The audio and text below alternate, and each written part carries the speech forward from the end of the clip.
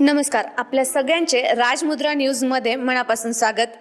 नीट JEE सोबतच 12वी board परीक्षेचे नियोजन देखील अत्यंत महत्त्वाचे आहे आणि त्या संदर्भातच आम्ही घेऊन आलो आहोत सर्व विद्यार्थी आणि पालकांसाठी नीट जेई पूर्वी 12वी बोर्ड परीक्षा याचे परीक्षेचे नियोजन आणि अभ्यासाचे नियोजन कसे करायला पाहिजे या संदर्भात खास मान्यवरांकडून मार्गदर्शन आपल्या करिअर मुद्रा या विशेष सत्रात. तर आज आपण हजारो विद्यार्थ्यांचे डॉक्टर आणि इंजिनियर होण्याचे स्वप्न साकार करणारे बहुआयामी व्यक्तिमत्व तथा भार्गव करिअर अकॅडमीचे संचालक प्राध्यापक भार्गव राजे सर यांच्याशी आपण संवाद साधणार आहोत. नमस्कार सर. नमस्कार. तर सर, 2 वर्ष पूर्ण कंप्लीट विद्यार्थी खूप चांगल्या प्रकारे अभ्यास करतात, तरी सुद्धा त्यांना 12वीची बोर्डाची परीक्षा आली की ताण येतो. तर या उरलेल्या वेळेमध्ये विद्यार्थ्यांनी अभ्यासाचे नियोजन कशा प्रकारे करायला पाहिजे आणि दररोज किती वेळ अभ्यास केला पाहिजे, आपल्याला काय वाटतं? आता बघा, साधारणतः 12वी विज्ञान परीक्षेची तयारी करणारे जे विद्यार्थी आहेत, फेब्रुवारीच्या महिन्यामध्ये साधारणतः 10 तारखेपासून त्यांची बोर्डाची परीक्षा सुरू होणार आहे. आणि आता इथून जर पाहिलं आपण तर त्यांच्याकडे आज साधारणतः 40 ते 45 दिवस बोर्डाचे आहेत. त्याचबरोबर जे विद्यार्थी नीट किंवा JEEची तयारी करत आहेत त्यांच्या त्या कोचिंग क्लासेसमध्ये असेल किंवा ते ज्या ठिकाणाहून तयारी करत आहेत, काही ऑनलाईन प्लॅटफॉर्म असतील किंवा इतर माध्यमं असतील, त्या सगळीकडं त्यांची जी आता परीक्षेची तयारी पण चालू आहे. कारण जानेवारीच्या एंडला साधारणतः 22-23 जानेवारीपासून जानेवारी एंडपर्यंत JEE मेन्सचा पहिला जो राऊंड आहे तो होणार आहे आणि तो संपला की साधारणतः 10 दिवसामध्ये JEEची परीक्षा येणार आहे. आणि आता मुलांसाठी फार स्ट्रेसफुल पिरियड आहे. तर ह्याच्यामध्ये विद्यार्थ्यांनी त्यांच्या वेळेचं नियोजन करणं अपेक्षित आहे. किती तास अभ्यास करावा, तर आता ह्याच्यामध्ये फार सोपं आहे की जितक्या वेळ शक्य आहे साधारणतः 12-13 तास विद्यार्थ्यांनी नॉर्मली अभ्यास करणं गरजेचं आहे. म्हणजे त्यांच्या झोपेचं एक नियोजन व्यवस्थित करणे आणि थोडं रिक्रिएशन जे आहे म्हणजे ताणतणाव येऊ नये म्हणून त्याचं व्यवस्थापन करत साधारणतः 12 ते 13 तास अभ्यास त्यांनी करणं अपेक्षित आहे. आणि ते करत असताना विद्यार्थ्यांनी काळजी घेतली पाहिजे की ते जर JEE प्रिपेअर करत असतील तर त्यांनी JEEच्या तयारीसाठी काही वेळ राखून ठेवला पाहिजे आणि मग पॅरलली बोर्डाचा अभ्यास केला पाहिजे. कारण सगळ्या आता विद्यार्थ्यांना माहीत आहे की JEEमध्ये तुम्हाला जर पुढं जोसा काउन्सिलिंगला जायचं असेल म्हणजे NIT असतील, IIIT असतील किंवा IIT असतील तर त्याच्या प्रवेशासाठी बोर्डाच्या 75% 8 पण आहे. आणि म्हणून बोर्ड आता खूप अत्यंत महत्त्वाचं, बोर्डाचे मार्क खूप महत्त्वाचे आहेत. त्याच्यामुळे विद्यार्थ्यांनी तो सुवर्णमध्ये साधणं गरजेचं आहे. ओके, नक्कीच सर. सर, अभ्यास करताना आता विद्यार्थी काही दिवसच राहिलेले आहेत, तर आत्ता रिव्हिजन करताना विद्यार्थ्यांनी पूर्ण सब्जेक्ट वाचून घेतला पाहिजे की काही ठराविक टॉपिक केल्यानंतर सुद्धा चांगले मार्क्स घेऊ शकतात विद्यार्थी? आता बघा, साधारणतः 2 वर्षापासून विद्यार्थी अभ्यास करत आहेत. 12वीच्या बाबतीमध्ये जर बोलायचं झालं तर जवळपास जानेवारी म्हणजे 1 वर्ष आधी मागच्या जानेवारीपासून किंवा फेब्रुवारीपासून विद्यार्थी 12वीच्या अभ्यासाकडे वळतात. त्याच्यामुळे निश्चितच काही टॉपिक त्यांचे चांगले झालेले असतात. आता शेवटचे जे 40 दिवस उरलेले आहेत त्याच्यामध्ये त्यांनी वर्गवारी करणं गरजेचं आहे की आपली स्ट्रेंथ काय आहे, आपली विकनेस काय, ज्याला आपण स्वॉट ॲनालिसिस म्हणतो की आपली स्ट्रेंथ काय, विकनेस काय आहे. मग बोर्डाच्या पॉईंट ऑफ व्ह्यू काय आपल्याला स्कोरिंग टॉपिक्स पण असतात की काही टॉपिक हे जरा वेटेजचे असतात. जसं नीट किंवा JEEमध्ये आपण तसं सांगू शकत नाही की कुठल्या टॉपिकला किती वेटेज येणार आहे आणि कुठल्या टॉपिकवरती फोकस केला पाहिजे आणि कुठले आपण इग्नोर केले पाहिजे. पण बोर्डाच्या बाबतीमध्ये निश्चित आपण काही टॉपिक सिलेक्टिव्ह घेऊ शकतो की ज्यांचं वेटेज थोडं बोर्डाच्या पॉईंट ऑफ व्ह्यू जास्ती आहे आणि मग त्या टॉपिकला थोडा जास्त फोकस करणे. जे टॉपिक कम्पॅरेटिव्हली सोपे आहेत किंवा जे आपले चांगले झालेले आहेत त्यांना थोडं रिव्हिजनमध्ये ठेवणे. अशा प्रकारे त्याची वर्गवारी करून विद्यार्थ्यांनी जर सिलेक्टिव्ह अभ्यास केला तर निश्चित त्यांचा परफॉर्मन्स हा वाढू शकतो. ओके, नक्कीच सर. सोपे वाटणारे विषय तर विद्यार्थी नेहमीच करतात, पण जे अवघड वाटतात त्यामध्ये विद्यार्थ्यांना आता राऊंडमध्ये सुद्धा थोडेफार कमी मार्क्स पडतात. तर आता या राहिलेल्या वेळामध्ये विद्यार्थ्यांनी अवघड टॉपिक्स आणि सोपे जे आहेत त्या दोन्हीमध्ये कशा प्रकारे संतुलन राखायला पाहिजे? आता याच्यामध्ये प्राथमिक ते विद्यार्थ्यांनी काय केलं पाहिजे की जे त्यांचं स्टेट बोर्डचं पुस्तक आहे, कारण जनरली जे विद्यार्थी नीट किंवा JEEची तयारी करतात ते विद्यार्थी NCERT किंवा CBSEच्या अभ्यासक्रमाला पूर्ण फोकस करतात. इव्हन त्यांना शिकवत असताना त्यांचे शिक्षक जे आहेत ते सगळे NCERT बेस जो काही सिलेबस आहे तो शिकवतात आणि आपला जो स्टेट बोर्डचा अभ्यासक्रम आहे त्याच्यात स्लाईट डिफरन्स पण आहे. काही टॉपिक्स हे आपल्या राज्याच्या अभ्यासक्रमात 11वीला आहेत, ते NCERT मध्ये 12वीला आहेत, जे NCERT मध्ये 12वीला आहेत तिकडे 11वीला आहेत. त्याच्यामुळं त्याचं वर्गीकरण करून आणि मुख्यत्वे काय की बरेच विद्यार्थी स्टेट बोर्डची पुस्तकं परीक्षेच्या महिना दीड महिना आधीपर्यंत विकत सुद्धा घेत नाहीत, पाहत सुद्धा नाहीत आणि मग शेवटच्या क्षणी धावपळ करतात. मग त्याच्यामुळं विद्यार्थ्यांनी काय केलं पाहिजे, पहिले तर पुस्तक घेतलं पाहिजे. आता निश्चित विद्यार्थ्यांनी घेतलं आहे असं आपण गृहीत धरू, तर त्याच्यानंतर त्यांनी काय केलं पाहिजे की पुस्तकाच्या खालच्या जे प्रश्न आहेत जे आपल्या महाराष्ट्र राज्य पाठ्यपुस्तक निर्मिती मंडळानं दिलेले आहेत, कारण ते सगळे तज्ज्ञांनी लिहिलेले आहेत, तर ती प्रश्न जी संच आहे तो विद्यार्थ्यांनी सोडवला पाहिजे किंवा त्याच्या गोथ्रू तरी झालं पाहिजे आणि त्याच्यामध्ये काय अवघड वाटणारा जो पार्ट आहे तो त्यांनी स्ट्रॉंग केला पाहिजे. त्याचबरोबर काही आकृत्या असतील, पर्टिक्युलरली आता जसं बायोलॉजीमध्ये काही फिगर्स असतात किंवा मॅथमॅटिक्समध्ये फिजिक्समध्ये काही विशिष्ट थेरम वगैरे असतात, ते त्यांनी त्याच्यामध्ये एकदा त्याची मांडणी कशी केली हे पाहून घ्यायला पाहिजे आणि मग ते एक दोनदा त्याचा सराव सुद्धा करणं आवश्यक आहे. आणि मग हे जर व्यवस्थित त्यांनी केलं तर निश्चित त्यांना बोर्डामध्ये त्याचा फायदा होऊ शकतो. ओके सर, म्हणजे एक्सरसाइज करणं खूप महत्त्वाचं आहे. तर निश्चितच हो सर. तर 12वी बोर्डच्या परीक्षा देण्याच्या अगोदर विद्यार्थ्यांनी मागच्या वर्षीच्या ज्या प्रश्नपत्रिका आहेत त्यांना बघणं किती गरजेचं आहे, म्हणजे जेणेकरून विद्यार्थ्यांना आता जे नेक्स्ट आता परीक्षा देणार आहेत त्या परीक्षेमध्ये नेमके काय प्रश्न येतील याचा आढावा घेता येईल. बघा, परीक्षेचा पॅटर्न तर समजून घेणं गरजेचंच आहे की वेटेज किती आहे, सेक्शन ए काय आहे, सेक्शन बी मध्ये काय येतं, सेक्शन सी मध्ये काय येतं, सेक्शन डी मध्ये काय येतं. मग त्याची प्रश्नपत्रिका सोडवायची जी पद्धती आहे ती पण विद्यार्थ्यांनी समजून घेणं गरजेचं आहे, कारण बऱ्याचदा विद्यार्थी या सगळ्या गोष्टींवरती लक्ष केंद्रित करत नाहीत, अभ्यास खूप करतात पण टेक्निकवरती दुर्लक्ष करतात.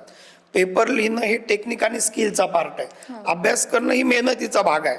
तर तुम्ही मेहनत तर खूप केली आहे विद्यार्थी मित्रांनो, पण तुम्ही हे स्किल पण समजून घेणं गरजेचं आहे की सेक्शन ए मध्ये जे MCQ आहेत ते कसे सोडवायला पाहिजेत. त्याच्यामध्ये बऱ्याचदा विद्यार्थी काय करतात की पर्यायाचा क्रमांक टाकून देतात फक्त, म्हणजे पर्याय क्रमांक ए आहे किंवा बी आहे. तसं न करता पर्याय क्रमांक ए आणि त्याचं जे काही पर्याय आहे तो त्यांनी लिहिणं अपेक्षित असतं, हे बोर्डाला अपेक्षित आहे. जिथं एका वाक्यात उत्तर आहे त्या ठिकाणी त्याचा जो कीवर्ड आहे तो येणं अपेक्षित असतं. सेक्शन सी मध्ये त्याला किती मार्क आहेत, साधारणतः 4 मार्काचा प्रश्न असेल तर त्याला किती स्टेप आपण लिहायला पाहिजेत. तुम्ही खूप म्हणजे बरेच विद्यार्थ्यांना त्यांचं गणित खूप चांगलं असेल तर बऱ्याचदा शॉर्टकटमध्ये ते 1-2 स्टेपमध्ये उत्तर काढू शकतात, पण 4 मार्काच्या प्रश्नाला किती लिहिणं अपेक्षित आहे तेवढं त्यांनी लिहायला पाहिजे, कारण बोर्डामध्ये स्टेप वाईज मार्क दिलेले असतात. तर हे पण त्यांनी समजून घेणं गरजेचं आहे. आणि म्हणून काय की जे प्रिव्हियस इयर क्वेश्चन्स आहेत तर ते बऱ्याचदा अनेक जे वेगवेगळे प्रकाशनाचे पुस्तक आहेत त्याच्यामध्ये नमुना उत्तरपत्रिका दाखवलेल्या असतात. काही जे टॉपर विद्यार्थी आहेत ज्यांनी बोर्डामध्ये साधारणतः 99%, 98% मार्क घेतलेले आहेत, त्यांच्या काही मॉडेल आन्सर शीट पण त्यांनी दिलेले असतात किंवा बोर्डाची मार्किंग स्कीम दिलेली असते. तर ती मार्किंग स्कीम आपण समजून घेणं गरजेचं आहे की किती मार्काच्या प्रश्नाला आपण किती लिहिणं अपेक्षित आहे हेही पाहिलं पाहिजे. कारण जर आपण ते प्रिव्हियस इयर क्वेश्चन नाही पाहिले तर आपल्याला परीक्षेचा पॅटर्न कळणार नाही आणि पॅटर्न नाही कळाला तर आपली गोंधळाची परिस्थिती निर्माण होऊ शकते.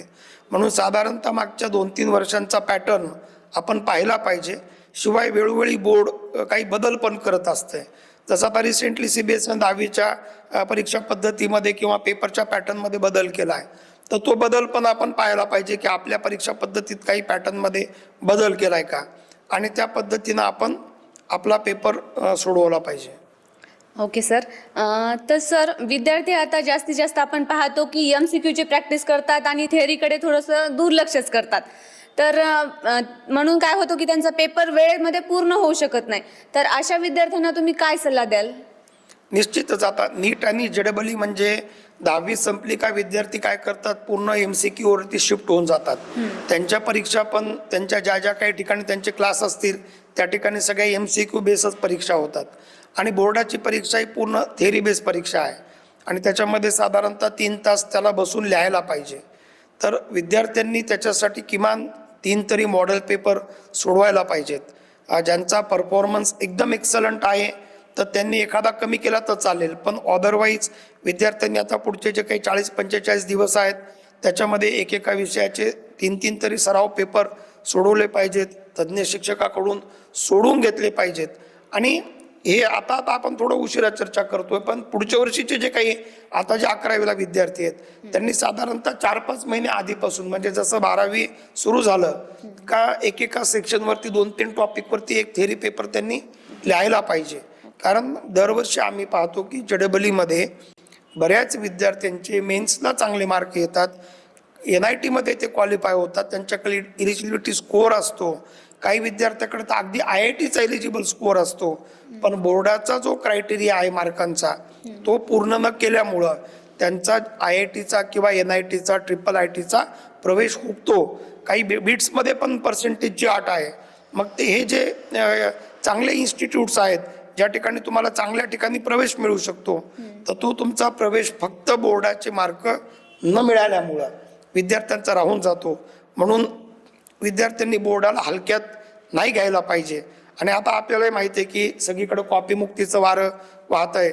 नांदेडच्या जिल्हाधिकारी महोदयांनी सांगितलं की आम्ही कॉपी चालू देणार नाही. राज्य पातळीवरून पण एक्झाम सेंटरचे नॉर्म्स त्यांनी डिक्लेअर केलेत. सगळीकडे कॅमेरे असतील किंवा एक्झाम सेंटरला कंपाऊंड वॉल, अशा पद्धतीनं म्हणजे पारदर्शी परीक्षा घेण्याचा बोर्डाचा आणि राज्य सरकारचा मानस आहे. त्याच्यामुळे विद्यार्थ्यांनी किमान 2 ते 3 सराव पेपर लिहिणे, तज्ज्ञांकडून ते तपासून घेणे आवश्यक आहे. नक्कीच सर, अभ्यासासोबतच विद्यार्थ्यांचे आरोग्य, ताणतणाव, झोप, आहार या सर्वांचे नियोजन कशा प्रकारे करणं गरजेचं आहे आणि किती आवश्यक आहे? फार अतिशय चांगला प्रश्न तुम्ही विचारला की बघा, 12वी म्हणजे विद्यार्थ्यांच्या करिअरचा शेवटचा टप्पा आहे. म्हणजे अगदी पहिलीपासून आणि त्याच्या आता ही जी पिढी आहे, हे जे विद्यार्थी आहेत, माझ्या मते पहिलीच्या 3 वर्ष आधी म्हणजे नर्सरीपासूनच हे शाळेमध्ये गेलेले आहेत. आणि नर्सरीपासूनच सगळेजण धडपड का करतात, विद्यार्थी असेल किंवा त्यांचे पालक असतील, की माझ्या पाल्याचं किंवा माझ्या स्वतःचं चांगलं करिअर बनलं पाहिजे. मग त्यांनी कोणी डॉक्टर व्हायचं स्वप्न उराशी बाळगलं असेल, कोणी इंजिनियर व्हायचं बाळगलं असेल, किंवा इतर काही आणखीन वेगवेगळ्या क्षेत्रामध्ये जायचं जे काही विद्यार्थ्यांनी ठरवलं असेल, तर त्याच्यामध्ये त्याचं आरोग्य फार महत्त्वाचं आहे. कारण बऱ्याचदा परीक्षेच्या 1-1.5 महिना आधी आपण वेगवेगळ्या डॉक्टरांशी संपर्क जरी केला, म्हणजे मानसोपचार तज्ज्ञ असतील किंवा इतर फिजिशियन असतील, बालरोग तज्ज्ञ असतील, त्यांच्याकडे पेशंटची संख्या वाढते का, तर ताणतणाव वाढलेला आहे. विद्यार्थी काय करतात, आधी थोडं रिलॅक्स घेतात आणि आता शेवटच्या 1.5-2 महिन्यामध्ये खूप धावपळ करण्याचा प्रयत्न करतात. मग रात्र जागणं, कारण ही पिढी सगळी निशाचर आहे. रात्री जागतात मुलं अभ्यासाला, आणि मग रात्री जागत असताना वारंवार चहा घेणे असेल किंवा खूप जागरण केल्यामुळं मायग्रेनचा त्रास होणे किंवा पचनाच्या समस्या निर्माण होणे, हा त्रास विद्यार्थ्यांना होतो. तर विद्यार्थ्यांनी ही काळजी घेतली पाहिजे की ठीक आहे, आता तुमच्या अभ्यासाची जी काही सवय असेल त्याच्यामध्ये आता आम्ही शेवटच्या टप्प्यात काही सजेशन तुम्हाला देणार नाही, पण तुमची झोप ही किमान 6 ते 7 तास होणं आवश्यक आहे. कारण शेवटी आपल्याला शरीराचं जर सगळं मेंटेन करायचं असेल तर आपल्याला झोप ही अत्यंत आवश्यक आहे. कारण जो अभ्यास केला आहे तो पण तुमच्या म्हणजे मुरायचा असेल, मनामध्ये कायमस्वरूपी राहायचा असेल, तर तुम्हाला कुठंतरी व्यवस्थित झोप आवश्यक आहे. त्याचबरोबर डाएट पण आवश्यक आहे. मुलं काय करतात, म्हणजे कुठंतरी बाहेर फास्ट फूड खाणे आणि रात्री उशिरापर्यंत जागणे, आणि साधारणतः 5-7 दिवस झाले का शरीराची क्षमता संपते आणि मग त्रास सुरू होतात. त्रास सुरू झाले का मग आपण डॉक्टरांकडे जातो, मग त्यांचे उपचार, त्याच्यातून तुमचा कालावधी वाया जाऊ शकतो. म्हणून विद्यार्थ्यांनी तब्येतीची खूप काळजी घेणं आवश्यक आहे. पर्टिक्युलरली मुलींच्या बाबतीमध्ये हिमोग्लोबिनची एक समस्या आम्हाला नेहमी आढळते. बऱ्याच विद्यार्थ्यांचं जे HB आहे ते 4, 5, 6 अशा पद्धतीने इतकं कमी होत आहे. आणि एवढ्या कमी तुमचं जर हिमोग्लोबिन असेल तर कधी कधी तुम्हाला सडन चक्कर येणे, आपण जागेवरती कोलॅप्स होणे, असे पण प्रकार घडतात. काही घडलेले आम्ही पाहिलेले पण आहेत. त्याच्यामुळं आम्ही स्वानुभवातून तुम्हाला सांगतो की आपल्याला आपलं आरोग्य फार महत्त्वाचं आहे. कारण शेवटी जर तुमचं शरीर चांगलं असेल, म्हणजे sound mind in a sound body, म्हणजे तुमचं जर शरीर सुदृढ असेल तर तुमचं मन सुदृढ राहील आणि तुम्ही परीक्षेला चांगलं सामोरं जाऊ शकाल. म्हणून झोपेचा एक पॅटर्न तुम्ही फिक्स करणं गरजेचं आहे. 6 ते 7 तास झोप, व्यवस्थित 2-3 वेळ जे तुमचं जेवण आहे, जो ब्रेकफास्ट आहे तो वेळच्या वेळी घेतला पाहिजे. 2 वेळचं जे जेवण आहे आणि ते घरचं जेवण घेतलं पाहिजे. विद्यार्थ्यांना घरचं जे आईच्या हातची भाजी पोळी आहे ती आवडत नाही, आपल्याला बाहेरची पावभाजी किंवा वडापाव आवडतो. तर परीक्षेनंतर तुम्हाला काय खायचं तुम्ही खाल्लं पाहिजे. पण परीक्षेच्या पुढचे आता इथून पुढचे 4-5 महिने नीटचे विद्यार्थी असतील तर मेपर्यंत, JEE विद्यार्थी असतील तर सेकंड मेन्स CET आणि जे ॲडव्हान्स एलिजिबल होतील त्यांनी मिडपर्यंत आता बाहेरचं खाणं कंपल्सरी बंद केलं पाहिजे. हे माझं सगळ्या विद्यार्थ्यांना अतिशय आग्रहपूर्वक सांगणं आहे. कारण शेवटी तुम्ही जर 2 दिवस जरी आजारी पडलात तर तुम्ही 4 दिवस मागे जाता, हे तुम्ही लक्षात ठेवलं पाहिजे. नक्कीच सर. सर, आता ही 12वी जी बोर्डाची परीक्षा आहे ते लाखो विद्यार्थी देतात आणि त्यातले काही मोजकेच विद्यार्थी 90-95 पेक्षा जास्त मार्क्स घेतात. तर जे टॉप विद्यार्थी येतात तर ते विद्यार्थी नेमकं काय वेगळं करतात, आपल्याला काय वाटतं? निश्चितच पाहता म्हणजे हा पण एक प्रश्न विद्यार्थ्यांच्या स्कोरिंगच्या पॉईंट ऑफ व्ह्यू खूप चांगला आहे. काही ठिकाणी म्हणजे अनेक ठिकाणी तुमचा स्कोर पाहिला जातो. आता काही ठिकाणी आता इमिजिएट जरी नाही पाहिला तरी पण जेव्हा विद्यार्थी काही सॅट वगैरे देऊन परदेशात जायचा प्रयत्न करतात तेव्हा तुमचे 10वीचे 12वीचे गुण पण पाहिले जातात, को करिक्युलर तुमच्या ॲक्टिव्हिटी पण पाहिल्या जातात. तर जे टॉपर विद्यार्थी आहेत त्यांचं सगळं काम हे अतिशय शिस्तबद्ध असतं. आता विद्यार्थ्यांनी काय पाहायला पाहिजे की पेपर सोडवत असताना मी जे आधी पण सांगितलं की जसं सेक्शन A आहे त्याच्यामध्ये MCQ असतात, तर विद्यार्थी काय करतात, पर्याय क्रमांक A, B, तर ते बोर्डाला एक्सेप्ट होत नाही. साधारणतः तुम्ही पासिंगला स्ट्रगल करत असाल तर जो इन्व्हिजिलेटर आहे तो थोडासा विद्यार्थ्यांना बेनिफिट देतो की चला बाबा हा काहीतरी करून पास होऊन जाईल. पण जेव्हा तुम्ही एक पर्टिक्युलर स्कोरच्या वरती जाता, म्हणजे से तुम्ही 85% वरती चाललात तर तुमचा पेपर हा मॉडिटेटरकडे जातो. तुम्ही 90च्या वरती गेलात तर तो क्रॉस मॉडिटेटरकडे जातो आणि मग त्याची स्क्रुटिनी लागते, म्हणजे अत्यंत बारकाईनं तो पेपर पाहिला जातो. त्याच्यामुळं त्या ठिकाणी ते जे बोर्डाचा प्रोटोकॉल आहे त्या प्रोटोकॉलनं लिहिणं गरजेचं असतंय. बऱ्याचदा विद्यार्थी काय करतात, जसं फिजिक्स सारख्या विषयामध्ये काही उत्तर MKS मध्ये लिहिले, काही CGS मध्ये लिहिले, काही ठिकाणी तुम्ही युनिटच लिहित नाही, काही ठिकाणी तुम्ही म्हणजे प्रश्नाला जे काही एक हायलाईट करणं आहे ते तुम्ही करायला पाहिजे. कीवर्ड तुमचा आहे तो व्यवस्थित आला पाहिजे. तुमची डेफिनेशन असेल तर पुस्तकात जी दिलेले वर्डिंग आहे ती तुमच्या उत्तरामध्ये आली पाहिजे. तुमच्या मनाची त्या ठिकाणी थोडीशी भाषा तुम्ही टाळली पाहिजे. तर अशा पद्धतीनं जे बोर्डाला अपेक्षित आहे ते तुम्ही लिहायला पाहिजे. स्टेप वाईज उत्तर लिहिले पाहिजे. कारण मोठा जो प्रश्न असेल 5-6 मार्कांचा तर त्याला तुम्हाला स्टेप वाईज उत्तर लिहिलं पाहिजे, कारण शेवटी स्टेपला मार्क असतात.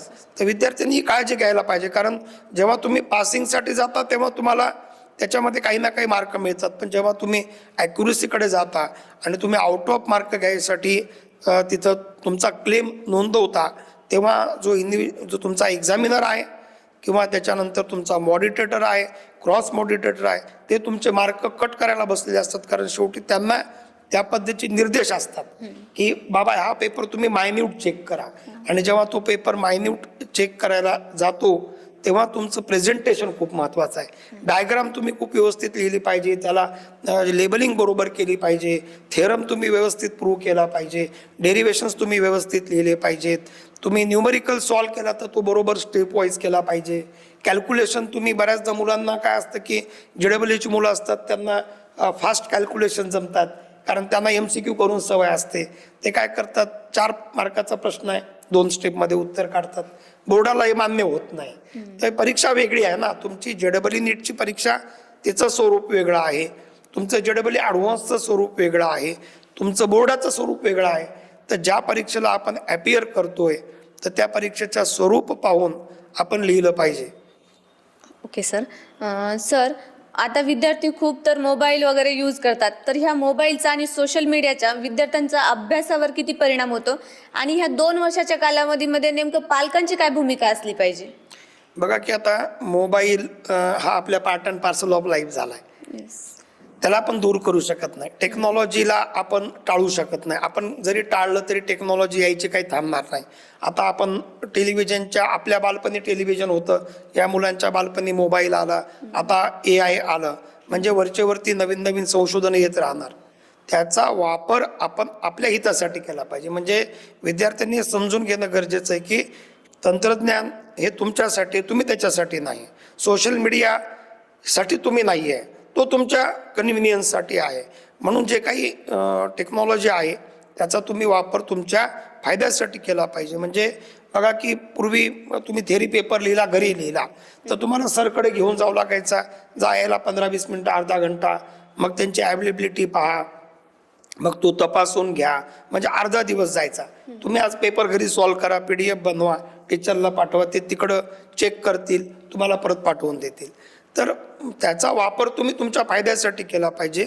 पण ऑल द टाइम जर विद्यार्थी सोशल मीडियावर चॅटिंग करत असतील, आता रील्स आलेले आहेत, त्याच्यामुळे तुमची मेमरी शॉर्ट होते. साधारणतः 30 सेकंद किंवा 1 मिनिटाच्या आतमध्ये तुम्हाला ते स्क्रोलिंगची सवय लागते, आणि याच्यावर अनेक संशोधन आलेली आहेत. आता तो आपल्या आजच्या चर्चेचा भाग नाही आहे, पण तुमची मेमरी शॉर्ट होत जाते, आणि मग तुमचे पेशन्स टिकत नाहीत. तुम्ही 3 तास एका हॉलमध्ये बसू पण शकत नाही. ते आता सध्या आम्ही अनुभवायला की मुलं 2 तासातच पेपर देऊन जातात, मुलांना बसा वाटत नाही, तुमचं कॉन्सन्ट्रेशन लागत नाही. म्हणून त्याचा वापर हा आपल्या हितासाठी करणं आवश्यक आहे, पण त्याच्यामुळं आपलं नुकसान झालं नाही पाहिजे, ही पण काळजी आता आपल्यालाच घेणं गरजेचं आहे. पालकांच्या बाबतीमध्ये काय आहे की हे 2 वर्ष मुलाचे आणि पालकाचे संबंध हे परस्पर आत्मविश्वासाचे असले पाहिजे. पालकांनी कुठंतरी पालक त्याच्यावरती गार्ड आहे किंवा वॉचमन आहे अशा प्रकारची भावना विद्यार्थ्याची नसली पाहिजे. मुलगी असेल तर आईनं तिची मैत्रीण बनून राहिलं पाहिजे, मुलगा असेल तर वडिलांनी मित्र बनून राहिलं पाहिजे.